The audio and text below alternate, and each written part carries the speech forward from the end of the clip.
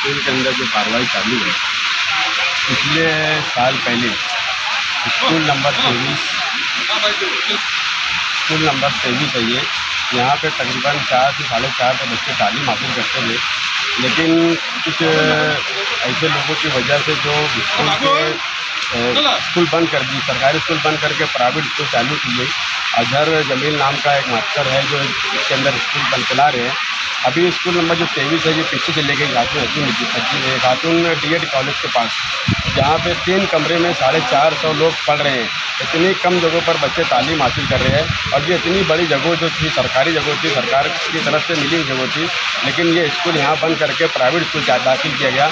और यहाँ पे जो बच्चों की जो फीस है 11,000 12,000 की डोनेशन फीस लेकर के पढ़ाया जा रहा था।